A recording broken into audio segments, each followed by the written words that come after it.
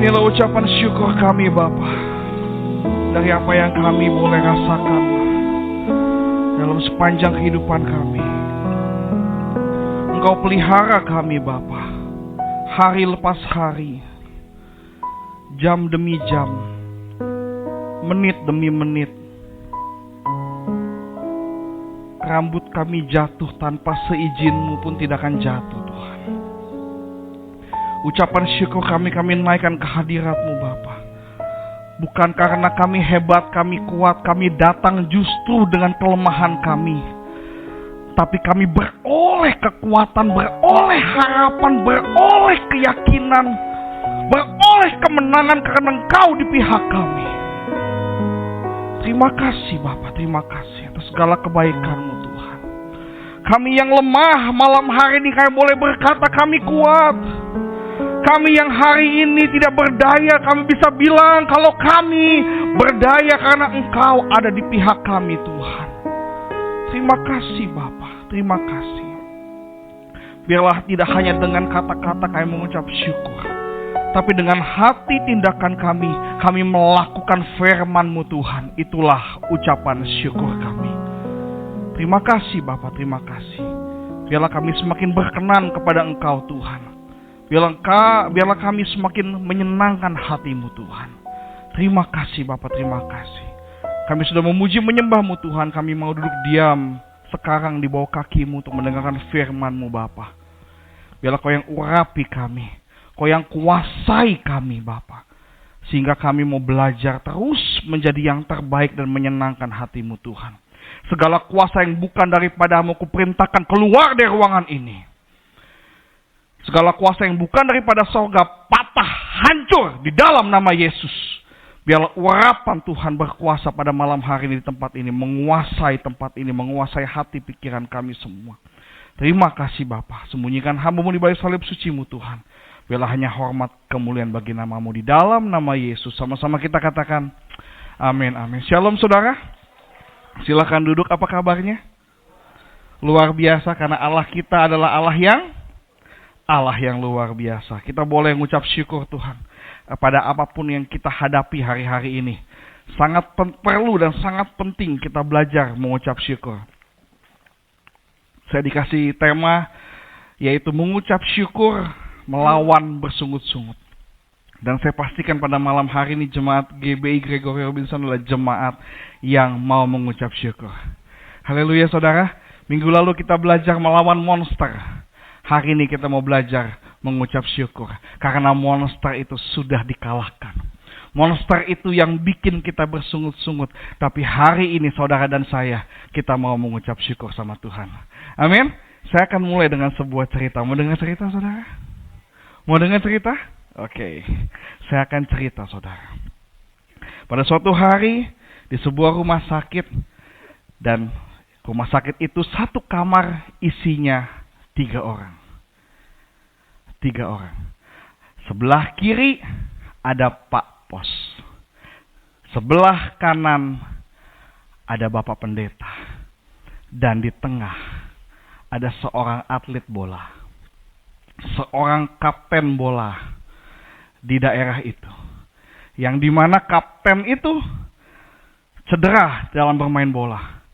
Dan tulang belakangnya harus mengalami kepatahan sehingga dia tidak bisa bergerak. Terbaring di rumah sakit. Sama, Pak Pos juga sakit. Sama, tulang belakang juga. Dan Pak Pendeta di sebelah kanan juga sakit saudara. Semua mengalami hal yang sama. Tidak bisa bergerak sama sekali. Hanya bisa bergerak bagian leher dan bicara saja saudara. Karena semua kena tulang punggung yang sangat parah sekali.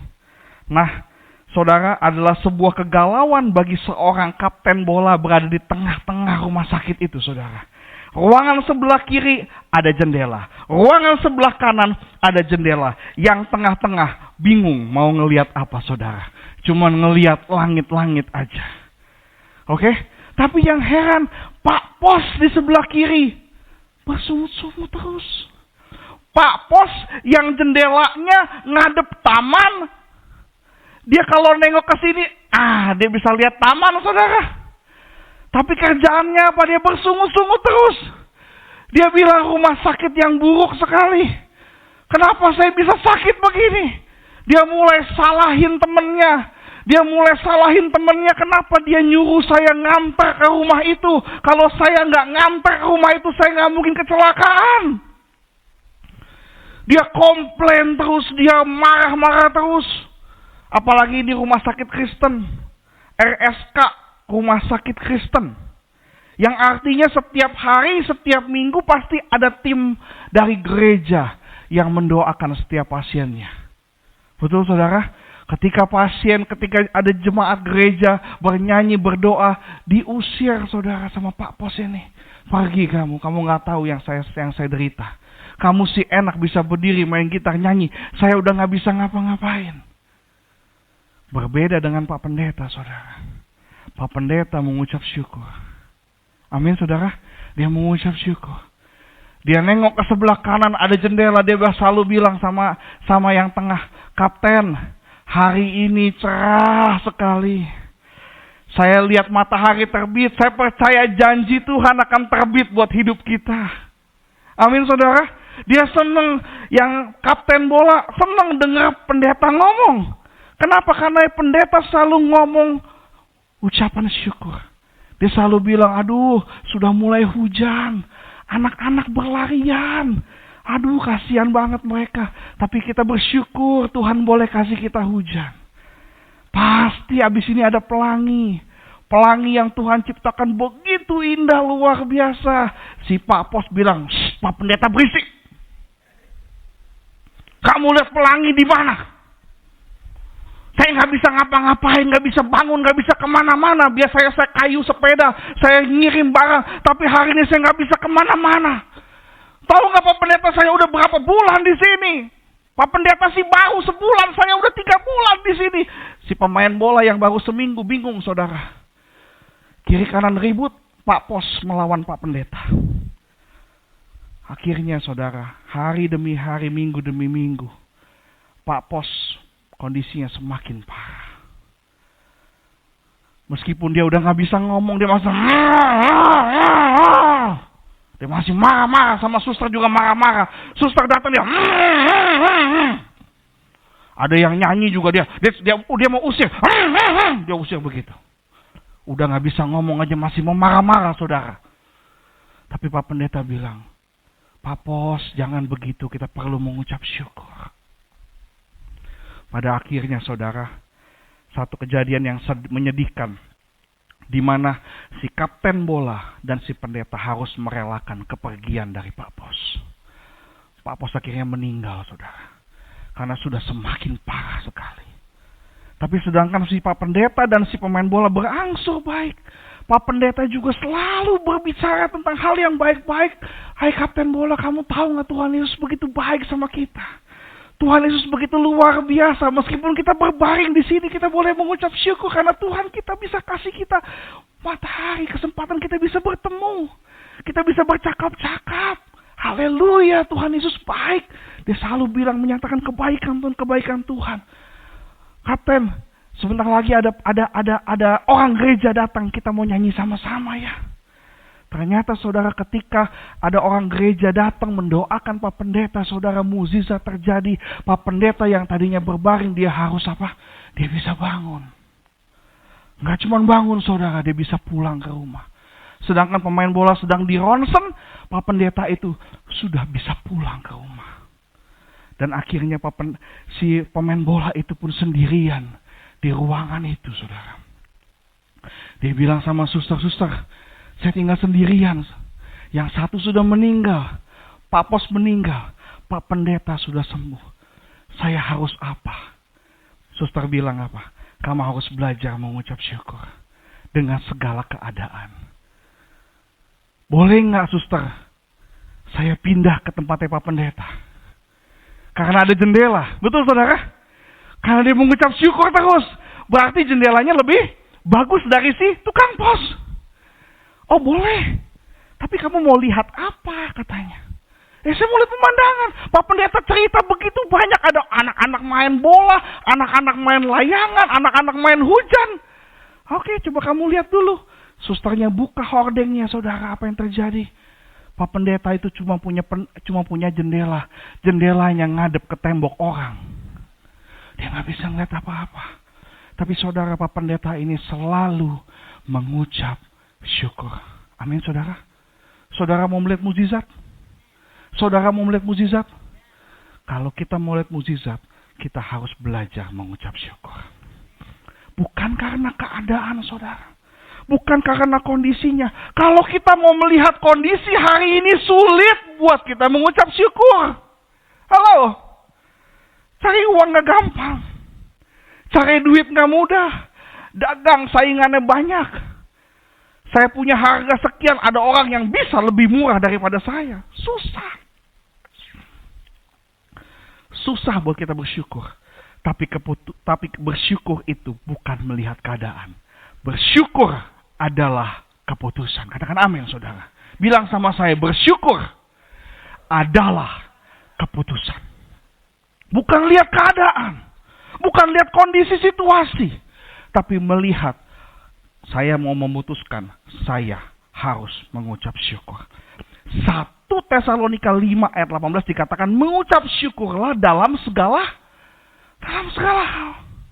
Mengucap syukurlah dalam segala hal.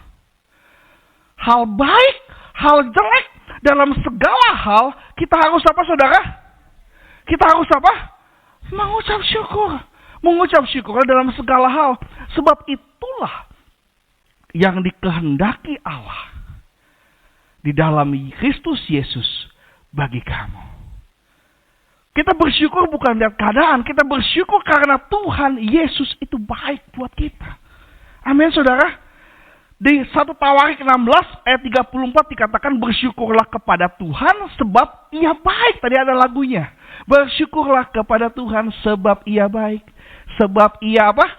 Baik. Bahwasanya untuk selama-lamanya kasih setianya.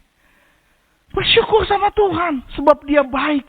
Nah, saudara, lawan dari mengucap syukur adalah bersungut-sungut, ngenggerutu, apalagi ngomel-ngomel.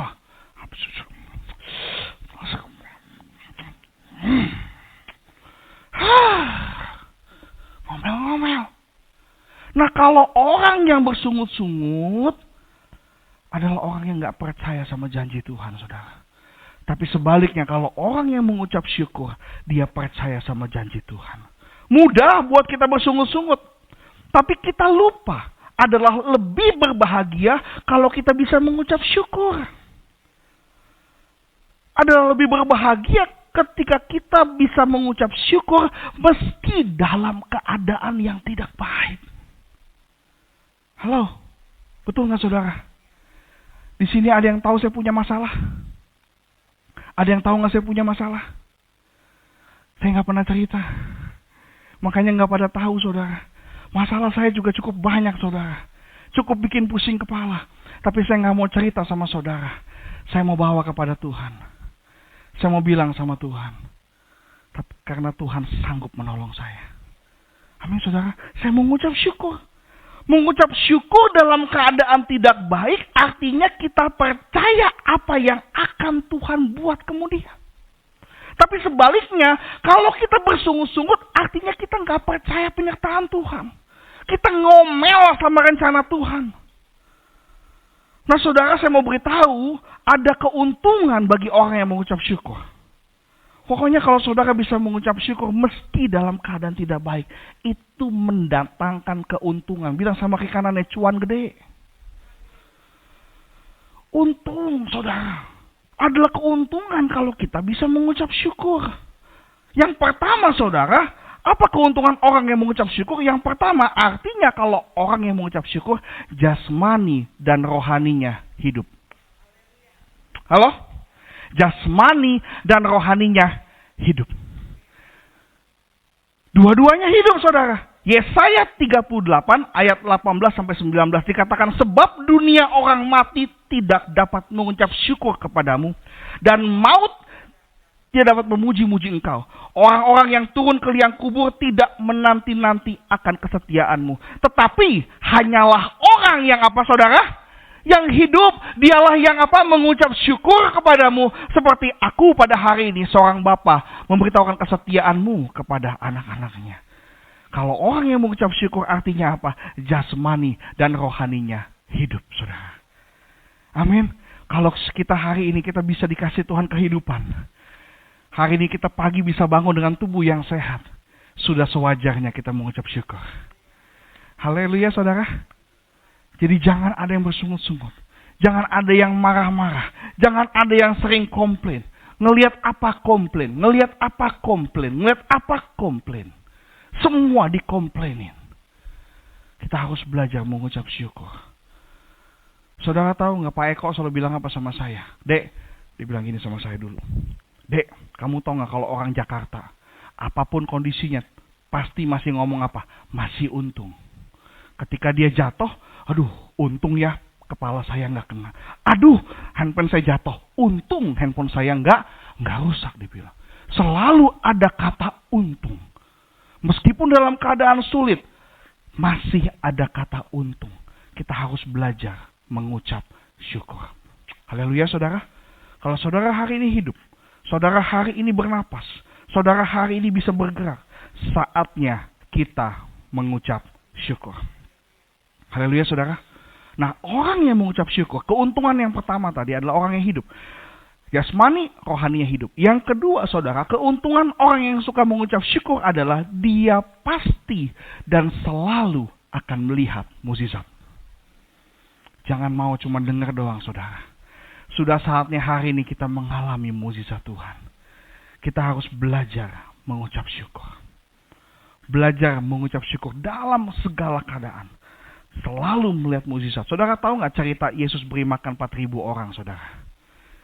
Yesus beri makan 4.000 orang. Markus 8 ayat yang ke-6. Dikatakan lalu ia menyuruh orang banyak itu duduk di tanah. Sesudah itu ia mengambil ketujuh roti itu, mengucap syukur, memecah-mecahkannya dan memberikan kepada murid-muridnya untuk dibagi-bagikan, dan mereka memberikannya kepada orang banyak. Saudara, Yesus lakukan adalah dia mengucap syukur. Saudara tahu keadaannya bagaimana? 4.000 orang, saudara. Saudara tahu 4.000 orang seperti apa? Tahu nggak saudara 4.000 orang seperti apa? Nggak usah tahu deh ya, banyak pokoknya. Ya, banyak. 4.000 orang kalau masuk sini nggak muat, saudara. Sampai ke WC-WC penuh, di belakang penuh. Pokoknya penuh 4.000 orang. Ini 4.000 orang cuman laki-laki doang yang kedata. Jadi perempuan sama anak-anak itu nggak kedata. Jadi kalau misalnya ada seorang laki-laki dia bawa istrinya, berarti kita ngomong aja 8.000 orang, saudara. Betul nggak? Ini 4.000 orang lapar, saudara. 4.000 orang lapar, dan Yesus minta murid-muridnya kasih mereka apa? Makan. Lalu ia menyuruh orang banyak itu apa? Duduk di tanah. Duduk. Mau bagi makanan. Coba saudara, kalau saudara yang saya suruh mereka duduk, kita bagi makanan. Di tangan cuma ada 7 roti. Berani nggak saudara? Saya mau ngomong. 4.000 orang nih saudara nih. Nih 4.000 lagi duduk semua melototin kita nih. Dia melototin nih. Makan roti nih, Britok nih. Mako. Jeko. Nah saudara saya suruh bagi-bagiin. Cuma ada 7 roti nih. Bukan selosin loh saudara. Berapa? 7. Berapa saudara? 7. Yang makan berapa? Berani bagiin? Berani gak saudara? Kalau ngelihat keadaan rasanya gak mungkin. 7 bakpao dibagiin 4.000 orang. Nggak mungkin. Tapi Yesus beda, saudara. Dia nyuruh orang banyak itu duduk. Dia mengambil ketujuh roti itu. Dia ngapain, saudara? Kalau hari ini saudara hanya punya uang berapapun uang kita, kalau kita mengucap syukur, pasti Tuhan berkati luar biasa. Amin, saudara. Nggak ada tepuk tangannya. Ini Alkitab yang tulis. Dia mengucap syukur, dia pecah-pecahkan dan berikan kepada murid-muridnya untuk dibagi-bagikan. Bayangin saudara, dipecah-pecahin. Nih lu bagi. Murid-muridnya kalau misalnya si Adi, lu bagiin di. Itu gak cukup loh. Kayaknya gak cukup deh itu deh. Berani gak bagiin di? Coba kamu bagi 1, 2, 3, 4. Habis yang kelima pukul kamu. Betul nggak saudara? Murid cuma 12 lawan 4.000 orang. Mana bisa? Tapi apa yang terjadi saudara? 4.000 orang itu kenyang makan saudara. Bahkan 5.000 orang yang kemarin juga sama kenyang makan. 5 roti 2 ikan. Keadaan tidak memungkinkan. Tapi kalau mengucap syukur, pasti Tuhan berikan jalan. Hari ini saudara, apapun kondisimu. Apapun kondisimu hari ini. Apapun kondisi kita. Secara mata, mustahil. Secara kenyataan, impossible. Betul saudara? Kalau saudara udah bingung, apa yang harus saya lakukan? Jangan bingung saudara, malam hari ini belajar mengucap syukur. Kita bilang terima kasih Tuhan. Bukan karena keadaan, tapi karena Engkau Yesus masih di pihakku. Masih di pihak saya. Saya ngalamin saudara. Perkara ini saya ngalamin. Dengan keadaan yang sedemikian rupa. Ketika saya minta sama Tuhan, Tuhan, saya minta anak perempuan.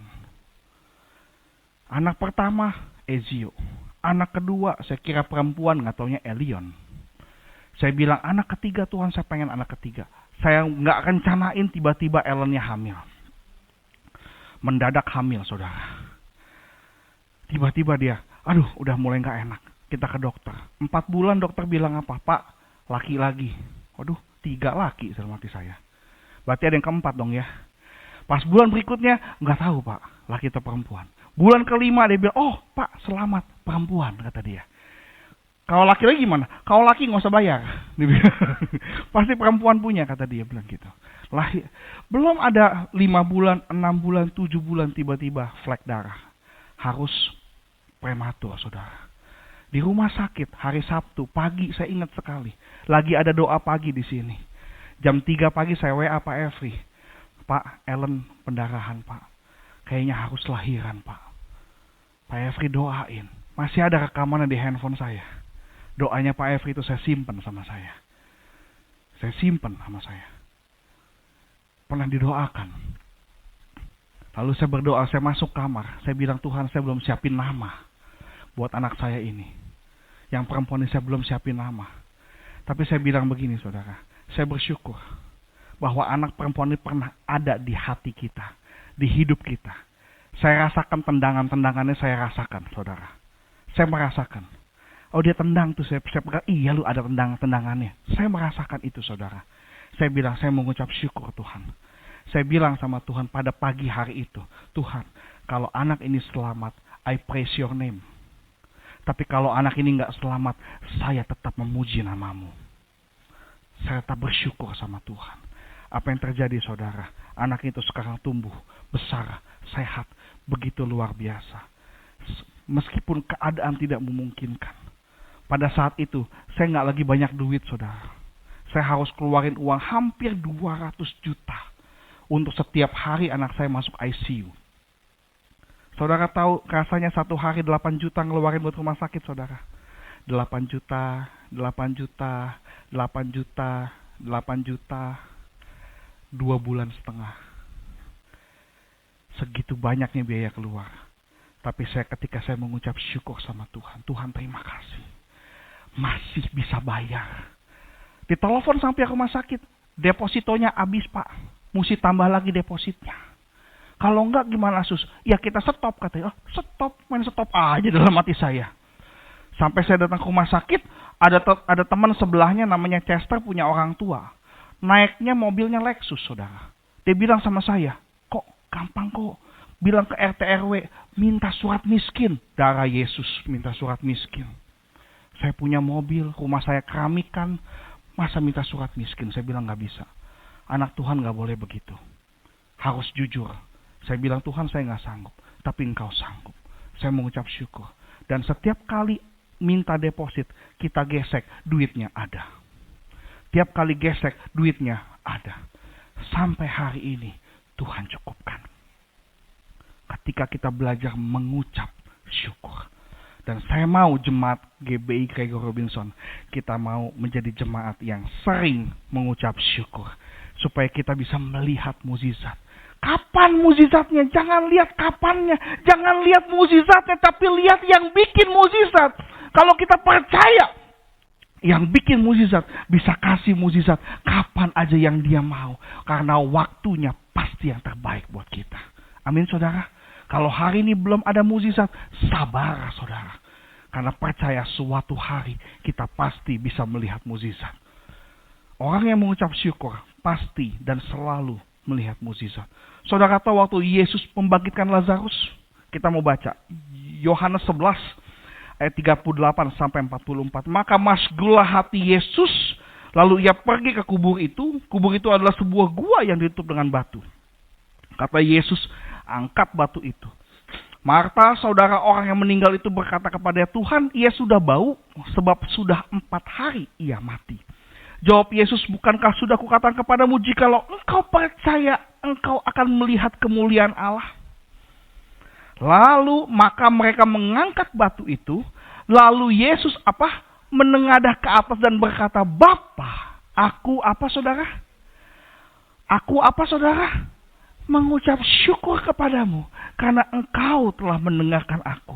Aku tahu bahwa engkau selalu mendengarkan aku. Tetapi oleh karena orang banyak yang berdiri di sini mengelilingi aku mengatakannya supaya mereka percaya bahwa engkaulah yang telah mengutus aku. Dan sudah berkata demikian, berserulah ia dengan suaranya keras, Lazarus, marilah keluar. Orang yang telah mati itu datang keluar. Kaki dan tangannya masih terikat dengan kain kapan. Dan mukanya tertutup dengan kain peluh. Maka kata Yesus kepada mereka, bukalah kain-kain itu dan biarkanlah ia. Apa saudara? Dia pergi. Ketika Yesus melihat Lazarus demikian, yang Yesus lakukan, dia menengadah ke langit. Lalu dia mengucap syukur saudara. Mengucap syukur karena apa? Karena engkau Allah telah mendengarkan aku dan selalu mendengarkan aku. Minimal saudara, minimal. Ketika saudara melihat segala sesuatu yang tidak mungkin, minimal kita bisa mengucap syukur karena masih ada Allah di pihak kita. Itu adalah hal yang paling kecil. Tapi kalau kita mau belajar mengucap syukur, hal yang kecil itulah akan mendatangkan mukjizat.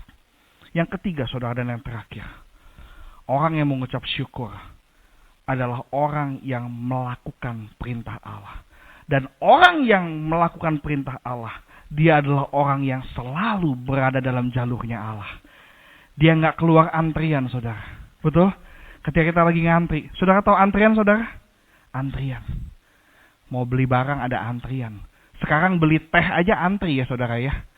Beli teh aja antri saudara. Coba saudara keluar antrian. Dapat gak tehnya? Dapat gak? Diserobot orang. Nah orang yang mengucap syukur adalah orang yang stay. Yang tetap di jalurnya Allah. Yang tetap nungguin antriannya Allah. Antrian apa? Di situ ada mukjizat. Di situ ada berkat yang luar biasa. Tapi kalau kita keluar, kita bersungut-sungut, artinya kita keluar dari antrian, maka kita didorong mundur lagi, saudara. Semakin mundur lagi, semakin mundur lagi. Jadi nggak nyampe-nyampe ke sini, saudara. Tapi kalau kita mengucap syukur, artinya kita stay. Kita di antrian itu. Lama-lama kita maju, maju, maju. Dan kita bisa mendapatkan janji Tuhan dalam kehidupan kita. Amin saudara. Kita mau belajar mengucap syukur. Hari ini bilang sama kiri kanannya, belajar mengucap syukur. Jangan bersungut-sungut lagi.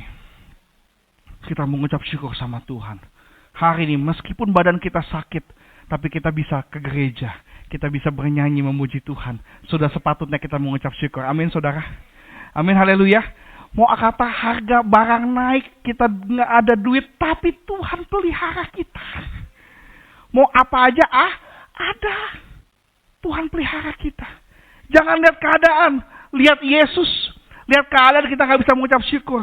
Tapi kalau kita melihat Yesus dan rahmatnya baik setiap pagi, maka setiap pagi, setiap hari kita belajar mengucap syukur. Haleluya saudara. Cerita saya belum selesai yang tadi saudara. Lalu ketika si pemain bola itu dipindahin ke sebelah situ, dia melihat ke tembok itu, dia bisa berpikir, itu Pak Pendeta hebat ya. Enggak bisa ngelihat pemandangan, tapi dia bisa bercerita, dia bisa mengucap syukur kepada Tuhan. Dan yang terlebih apa? Ketika dia mengucap syukur, saya dikuatkan. Lalu tiba-tiba datanglah surat Datanglah suster nganterin, dia bilang, "Kapten, ini ada surat dari Pak Pendeta." Lalu dia, karena dia belum bisa duduk, masih tiduran, dia bilang, "Suster, bisa tolong bacain nggak suratnya?" Oke, saya bacakan surat itu. Lalu susternya buka surat itu, dia bilang gini, "Kapten, saya Pak Pendeta. Kalau Kapten baca surat ini, artinya saya sudah keluar rumah sakit. Saya sudah kembali beribadah.